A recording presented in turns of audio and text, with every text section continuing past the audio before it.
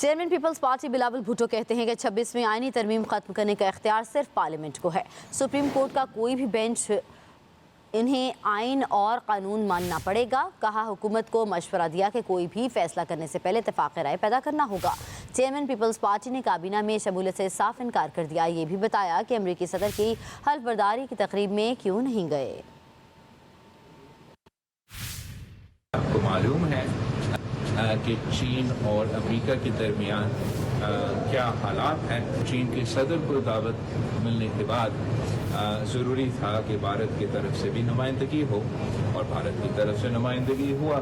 جہاں تک میرے جانے کی بات ہے آپ میڈیا سے ہی پوچھیں کہ ان کو یہ خبر کہاں سے ہے۔ ناشتہ کے لیے انشاءاللہ تعالیٰ میں جاؤں گا۔ نوادہ کے دور سے تو ہمارا سلسلہ چلتا آ رہا ہے، نہ کوئی وزیر ہوں نہ حکومت کا عہدیدار ہوں، تو میرا کوئی ویسے آفیشیل پروگرام نہیں ہے۔ پیپلز پارٹی کابینہ میں جا رہی ہے سر؟ نہیں، پاکستان پیپلز پارٹی کے پاس اکثریت نہیں ہے کہ ہم اپنا مرضی کی لیجسلیشن کریں۔ حکومت سے یہی مطالبہ کیا، یہی تجویز دی، آپ کو کنسنسس بنانا پڑتا ہے کسی بھی قدم اٹھانے سے پہلے۔ جہاں تک 26th امینڈمنٹ کی رول بیک کی بات ہے، وہ تو صرف اس ادارے کے پاس اختیار ہے، تو نہ ہم مانیں گے، نہ ملک مانیں گے، نہ کوئی اور مانیں گے کہ کسی اور ادارہ آئین کو رول بیک کرے یا انڈرمائن کرے۔ سپریم کورٹ کی بینچ ہو یا وہ کانسٹیٹیوشنل بینچ ہو، ان کو آئین کو ماننا پڑے گا، قانون کو ماننا پڑے گا اور عمل درآمد کرنا پڑے گا۔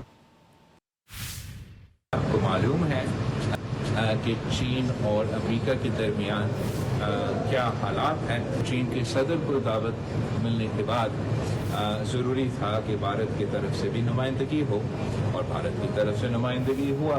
جہاں تک میرے جانے کی بات ہے آپ میڈیا سے ہی پوچھیں کہ ان کو یہ خبر کہاں سے ہے۔ ناشتہ کے لیے انشاءاللہ تعالیٰ میں جاؤں گا۔ نوادہ کے دور سے تو ہمارا سلسلہ چلتا آ رہا ہے، نہ کوئی وزیر ہوں نہ حکومت کا عہدیدار ہوں، تو میرا کوئی ویسے آفیشیل پروگرام نہیں ہے۔ پیپلز پارٹی کابینہ میں جا رہی ہے سر؟ نہیں، پاکستان پیپلز پارٹی کے پاس اکثریت نہیں ہے کہ ہم اپنا مرضی کی لیجسلیشن کریں۔ حکومت سے یہی مطالبہ کیا، یہی تجویز دی، آپ کو کنسنسس بنانا پڑتا ہے کسی بھی قدم اٹھانے سے پہلے۔ جہاں تک 26th امینڈمنٹ کی رول بیک کی بات ہے، وہ تو صرف اس ادارے کے پاس اختیار ہے، تو نہ ہم مانیں گے، نہ ملک مانیں گے، نہ کوئی اور مانیں گے کہ کسی اور ادارہ آئین کو رول بیک کرے یا انڈرمائن کرے۔ سپریم کورٹ کی بینچ ہو یا وہ کانسٹیٹیوشنل بینچ ہو، ان کو آئین کو ماننا پڑے گا، قانون کو ماننا پڑے گا اور عمل درآمد کرنا پڑے گا۔